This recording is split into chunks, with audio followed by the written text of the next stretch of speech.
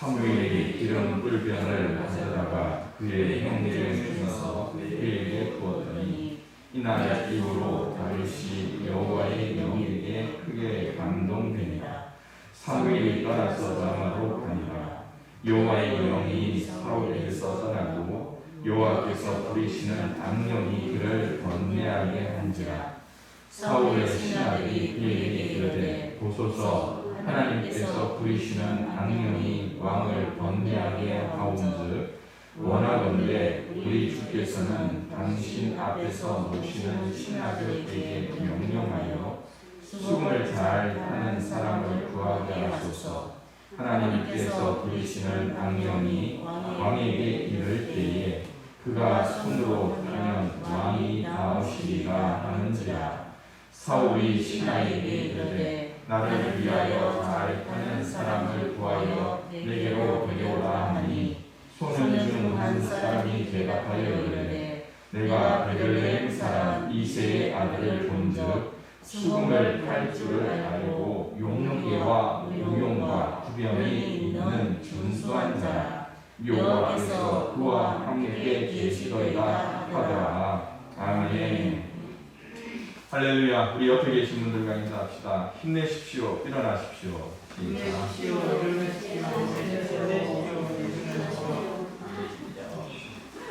아유, 일어나시는 분이 아무것도 안 계시네요.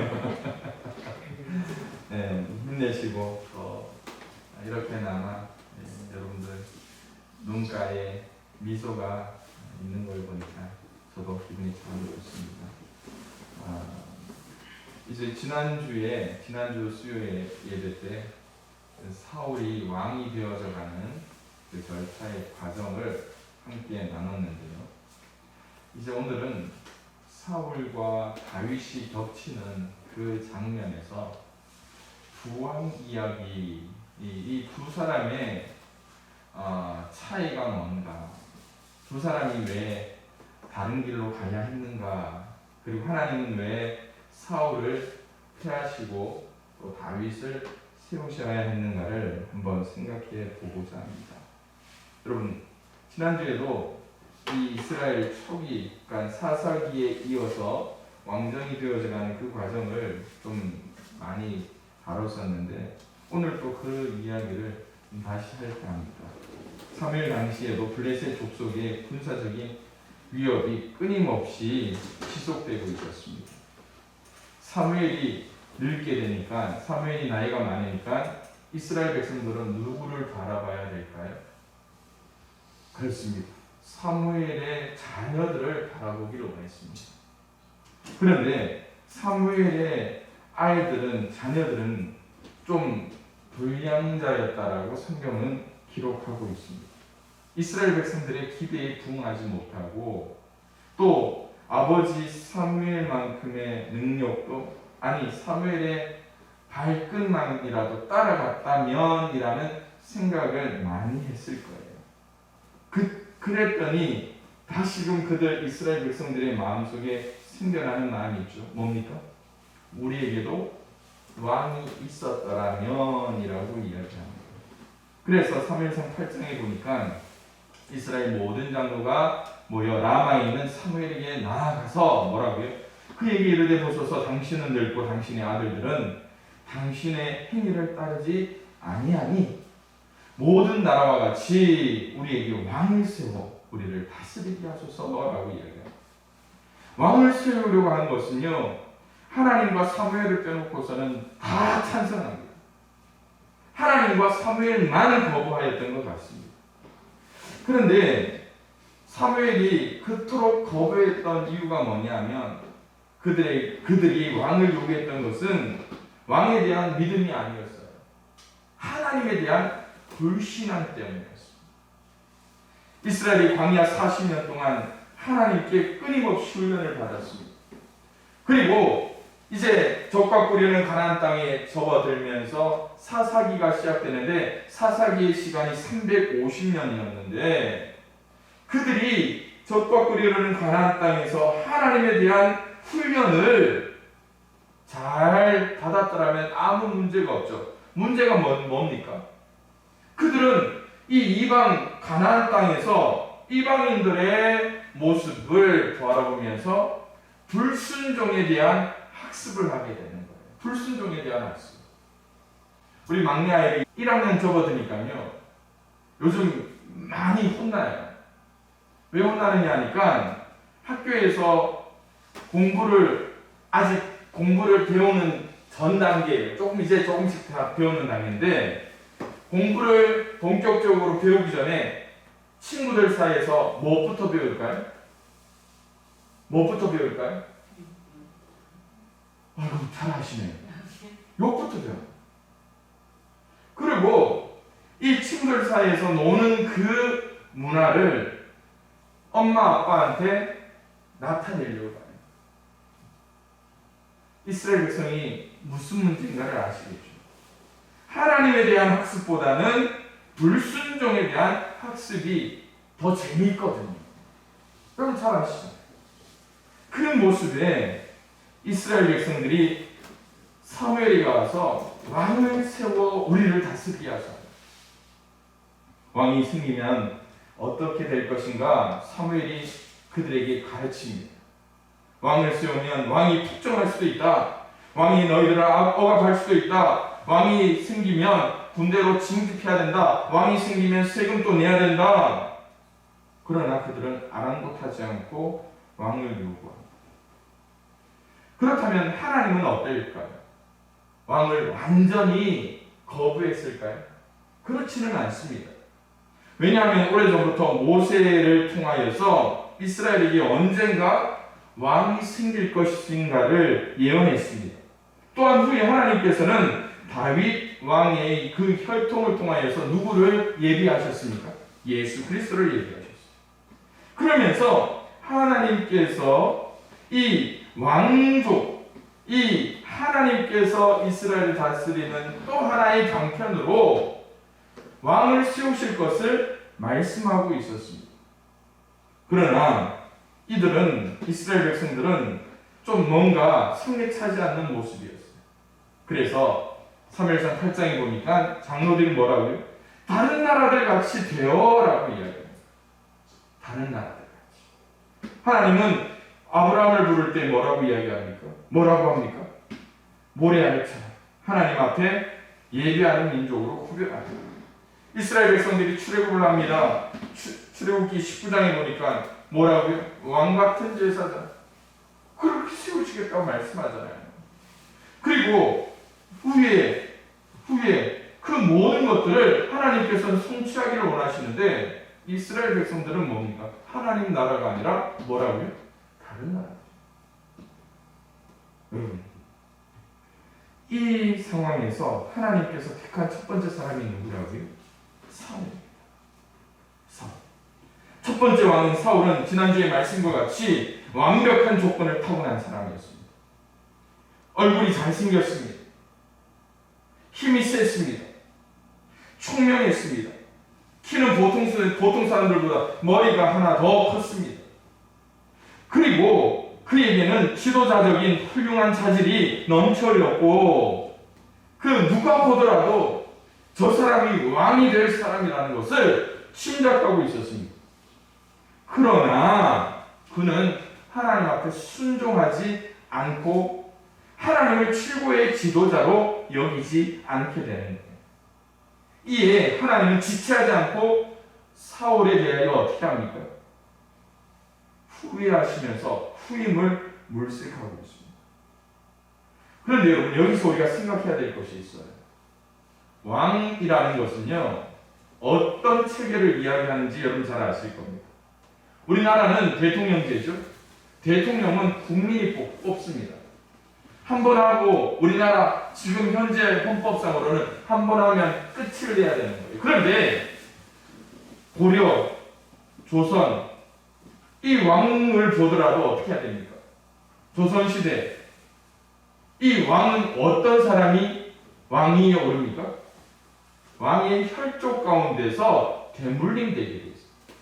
오늘날 말대로라면 세습이 되는 거였잖아요. 그렇다면 여러분 사울이 왕위를 감당하지 못하면 누가 왕이 올라야 됩니까? 우리가 상식적으로 아는 사울의 아들이 누굽니까? 요나단이잖아요. 그런데 하나님은 이 모든 왕에 대한 체계를 이 사울의 모습을 통하여서 완전히 꺾어버리시는 거예요. 그래서 첫 번째 왕에 대한 이야기는 실제로는 끝이 나버리게 되는 것이죠.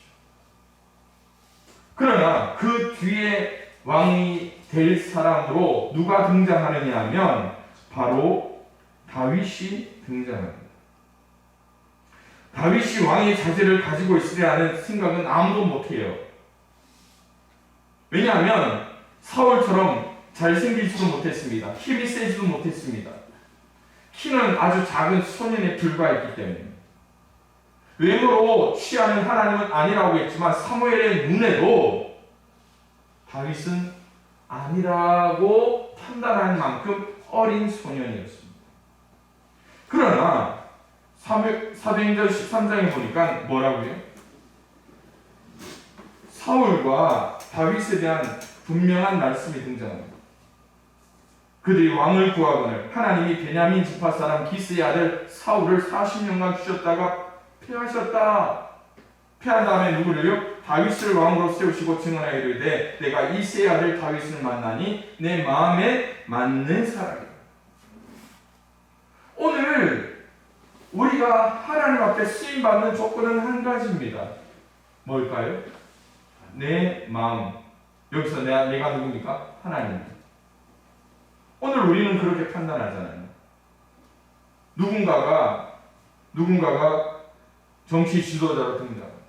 누군가가 훌륭한 어떠한 그룹의 지도자로 등극한다. 나하고는 상관없지만 어떻게 합니까? 저 사람 좀 약하지 않나? 내가 판단을 합니다. 분명한 것은 누구를 통하여서? 하나님을 통하여서 하나님 마음에 맞는 사람인가를 생각해야죠. 비록 다윗이 베들레헴 변두리에서 양을 치는 어린 소년에 불과했다 할지라도 하나님께서 쓰신다면, 하나님께서 원하신다면, 왜요? 하나님 마음에 맞는 사람인가 그 여부를 봐야 되기 때문에요. 사울이 무슨 죄를 졌기에? 사무엘상 15장에 보니까요, 사무엘이 죽는 날까지 사울을 다시 가서 보지 않았다는 인간적인 배신감도 있었을 거예요. 왕이었기 때문에 그는 자기 마음대로 할 수 있는, 지난주에 말씀드렸잖아요. 예? 살생, 예, 뭐라고요? 그게 있었잖아요. 여택권이 있었잖아요. 그런데 그것조차 사울에게는 허락되지 않았습니다. 그래서 여호와께서 어떻게 해요? 사울을 이스라엘 왕으로 삼으신 것을 후회하셨더라. 그뿐만입니까? 16장 1절에 바로 이어서 보면 이렇게 나옵니다. 여호와께서 사무엘에게 이르시되 내가 이미 사울을 버려 이스라엘 왕이 되지 못하게 하였거늘 내가 그를 위하여 언제까지 슬퍼하겠느냐. 왕이 되었음에도 불구하고 하나님은 사울을 어떻게 해요? 오늘날 말로 이야기하면 직위회제하는 거예요. 하나님 손에서 직위회제를 해버려요. 면직 처리를 해버려요. 그리고 베들레헴 이새의 집에 가서 한 아들을 본토 삼고 기름을 부으라라고 이야기해요. 저는 여기서 하나님의 그 강력한 마음을 우리는 깨닫게 됩니다. 하나님이 두 번 실수하지 않다. 왕이 될 사람에 대하여 겉으로 드러나는 힘과 그 외적인 아름다움에 치우치지 않고자 하나님께서 얼마나 이 사무엘을 통하여서 말씀하고 있는가. 그러기에 저는 두 왕, 이 사울과 다윗의 이 모습을 통하여서 제가 오늘 이 시간에 우리 함께 나눌 교훈이 무엇인가? 그 첫 번째로요, 우리는 하나님의 도구로서 책임을 다한 후에 하나님 앞에 결과를 맡겨야 한다는 것이. 이것이 사울과 다윗의 차이점입니다. 물론 이 하나님의 도구로서 쓰임받은 사무엘도 여기에 포함될 수 있습니다. 13절에 보면 사무엘이 기름 뿔병을 가져다가 다윗에게 기름을 붓습니다. 그리고 여호와의 영이 크게 감동됨으로 한낱 목동에 불과했던 이 다윗에게 하나님의 영광이 비추기 시작하는 거예요. 여기서 하나님의 도구가 뭔지 아십니까? 하나님의 도구? 하나님의 도구는요, 하나님이 쓰시고 끝나면 아무 그런 영광을 볼 수 없다는 거예요. 오늘 사울이 왕이 되자마자 했던 일이 뭘까요?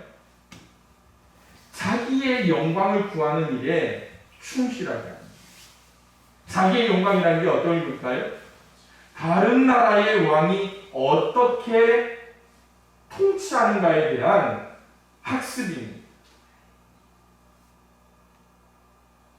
오늘 이스라엘이 원하는 하나님께서 세우신 왕은 뭡니까? 그 왕을 통하여 이스라엘이 하나가 되고 하나님 앞에 예배할 것입니다. 그런데 여러분, 이제 우리가 읽었던 16장 이후에 들어가 보면 이제 사울과 다윗의 충돌이 계속 일어나요. 물론 그렇지는 않겠지만 성경에 드러난 사울의 가장 많이 했던 치적이 뭡니까? 다윗을 어떻게 쫓아가고 다윗을 어떻게 죽일 것인가요? 무엇 때문에? 다윗이 자신의 영광을 감추고 있기 때문에. 그러나 다윗의 모습을 한번 생각해 보십시오. 이 첫 번째 하나님 앞에 기름 부음을 받았던 그 순간부터 다윗의 삶은 어떤 삶이었을까요? 사울과는 정반대의 삶이었습니다. 왜 그럴까요? 하나님 마음에 합한 사람이었기 때문에. 하나님의 영광을 어떻게 하면 드러낼 것인가? 그것이 죽기까지 그 질문이 그에게 따라다녔던 겁니다. 오늘 우리의 본분을 한번 되돌아보기 원합니다. 사랑하는 성도 여러분, 스스로에게 한번 질문해 보시기 바랍니다. 하나님 앞에서 여러분은 어떤 존재입니까? 설교를 준비하면서 제 스스로에게 질문을 하는 거예요. 야, 도영아, 너 하나님 앞에 어떤 존재야? 너 하나님 앞에서도 목사로 하나님 앞에서도 네가 설교하려고 하는 거냐? 그 질문을 스스로에게 던지는 거예요. 이 질문을 던지지 못했던 사람이 있었잖아요. 누굽니까? 사울 왕이에요. 하나님 앞에서 자기가 왕됨을 알고 그는 스스로 하나님의 왕됨을 그냥 무시해버리는 거예요.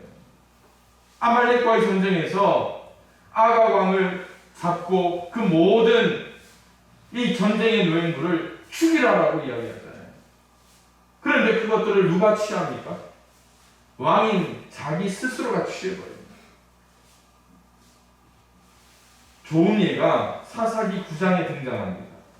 기드온의 첩의 아들 아비멜렉이 불의한 방법으로 왕이 되었다는 소문을 들었던 요담이 산으로 올라가서 나무들을 비유로 하며 아비멜렉의 그 부적합함을 세겜 사람들에게 호소합니다. 요담은 기드온의 막내 아들로 형제들이 아비멜렉에 의해 모두 죽임을 당했을 때 몰래 도망하여서 목숨을 부지한 사람입니다. 감람나무, 무화과나무, 포도나무에게 나무들이 모여서 우리를 위하여 왕이 되어달라고 이야기합니다. 우리에게 왕이 되어달라. 감람나무, 무화과나무, 포도나무. 그런데 이 세 나무들은요, 이렇게 이야기합니다.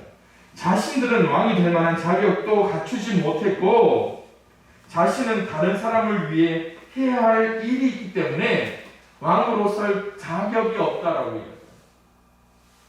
그들이 해야 할 사명이 뭡니까? 무화과나무, 감람나무, 포도나무. 이스라엘 백성들이 원하는 건 뭘까요? 하나님이 예배거든요. 그들은 그 사명에 충실해야 됐습니다. 그러자 나무들이 누구에게 가서 왕이 되어달라고 합니까? 가시나무에게 가서 왕이 되어달라고. 그랬더니 가시나무가 뭐라고 합니까? 자신의 처지를 보지도 않고 뭐라고 합니까? 내가 가서 왕이 되어야지. 사랑하는 성도 여러분, 오늘 우리를 되돌아볼 수 있습니다. 오늘 내가 무엇을 바라고 하나님의 도구로서 나는 어떠한 길로 가야 되는가를 스스로 되돌아봐야죠. 요즘 새벽에 그리고 말씀 묵상을 통하여서 욥의 고난에 대해서 이야기하잖아요. 빌닷에 대하여서 우리가 말씀 볼 때에 지금 어제 그저께 욥이 무슨 말씀을 합니까? 하나님께서 진흙 같은 나를 어떻게 비시하느냐.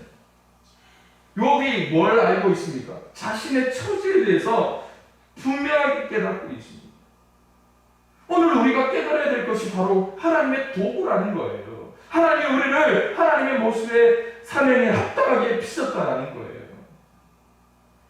바울 사도는 이렇게 이야기합니다. 아볼로는 무엇이며 바울은 무엇이냐? 그들은 주께서 각각 주신 대로 너희로 하여금 믿게 하는 사역자들이니 나는 심었고 아볼로는 물을 주었을 때 오직 하나님께서 살아나는 것이다. 모든 영광을 누구에게 돌려야 됩니까? 하나님. 껍데기를 보고 껍데기를 판단하는 이 시대잖아요. 우리는 분별력이 있어야 됩니다. 뭘 보고? 알맹이를 봐야죠.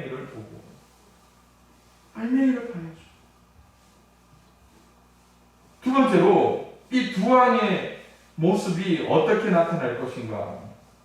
그것은요, 좀 직설적인 이야기일 수도 있습니다.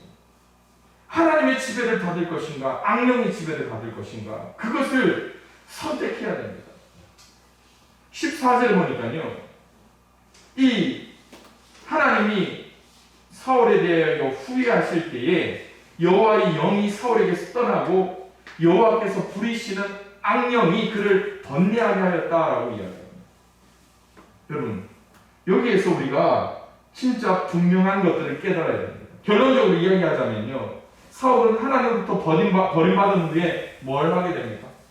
폭정을 행하게 됩니다. 폭정. 악령이 그를 번뇌하였기 때문입니다.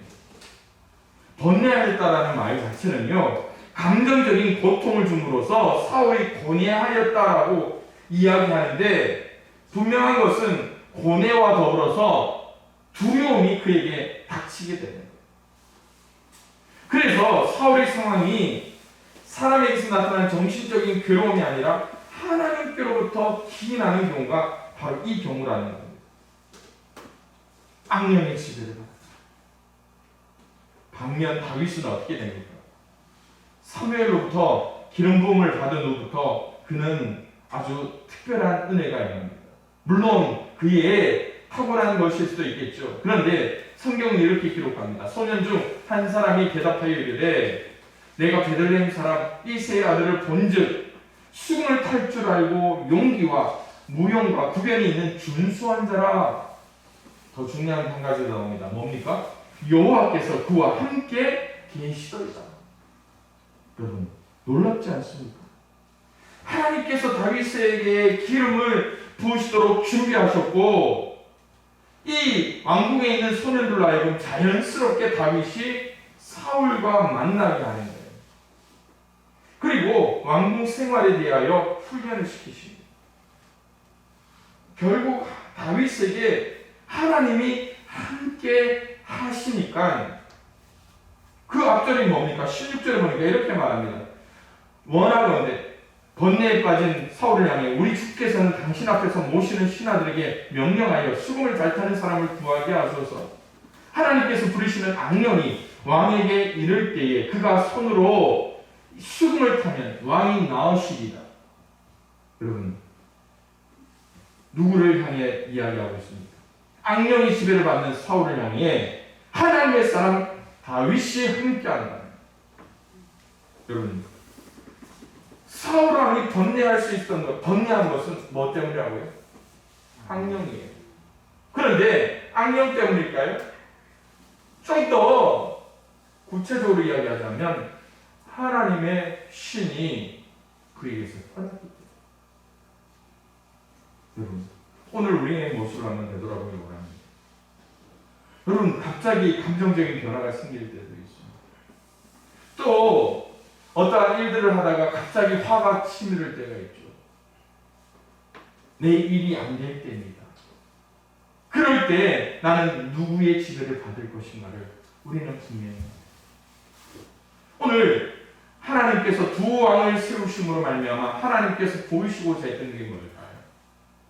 너는 누구의 권세에 속해 있는가를 우리에게 택하라고 이야기해요.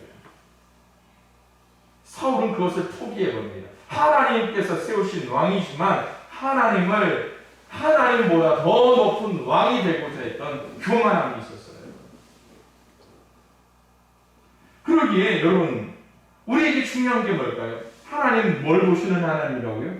중심을 보시는 하나님. 여기서 결론이지만 다윗과 사울의 차이, 사울과 다윗의 차이가 뭡니까? 악령이 지배하니까 죽이는 일만 해요. 그런데 하나님이 감동하니까 뭐 하는 일을 하던가요? 살리는 일을 해요. 예를 들어서 눈앞에 사울이 잠자고 있는데 다윗은 어떻게 합니까? 하나님이 세우신 왕을 기름 부은 사람을 죽일 수 없다. 왜요? 하나님이 함께 하니까 그는 무엇하는 사람입니까? 살리는 사람이 돼요. 그러나 사울은 그 다윗의 충심을 알면서도 죽이려고 하죠. 여기서 여러분 스스로에게 질문하기 원합니다. 우리 안에도 두 왕이 존재하고 있다는 거죠. 내 안에도 두 왕이 존재하고 있다는 거죠. 내 안에도 악령이 지배하는 사울과 같이 되어서 하나님보다 더 높아지려고 하는 마음이 내 속에 있지 않습니까? 그러나 하나님은 어떤 사람을 사용하시는가 우리는 알고 있습니다. 누구를 사용하신다고요? 하나님 앞에 붙잡힌 바 되어 하나님 뜻에 합한 자 되어서 하나님의 영광을 드러내기로 합니다. 내 인생의 주인이 되고 내 인생의 왕이 되어버린 사울과 같은 왕이 있다면 여러분 기도하며 회개합시다. 우리에게 다윗과 같은 그 왕, 내 인생의 목적을 하나님께 드리기 위한 다윗이 뜻을 전했던 것처럼 오늘 우리가 그 하나님을 찬양하고 예배할 수 있어야 되지 않을까요? 그러기에 여러분 하나님의 방법을 찾아야 돼요. 하나님의 길을 따라가야 됩니다. 하나님의 사람으로 쓰임받아야 돼요. 그 길이 어디 있다고요? 말씀에 있어요. 하나님 우리 사이에 주신 귀한 말씀에 있다는 것 아닙니까? 그러기에 오늘 하루를 마무리하는 시간, 오늘 우리의 인생의 가장 중요한 밤을 맞이할 수 있는 우리 모든 성도님들이 될 수 있기를 주님의 이름으로 축원을 드립니다. 그래서 우리 모두가 사울 같은 성도가 되는 것이 아니라 다윗과 같은 성도, 내 마음속에 하나님을 진정한 왕으로 섬길 수 있는 다윗과 같은 예배자들이 우리 양평교회를 통하여 풍성하게 일어날 수 있기를 주님의 이름으로 축원을 드립니다.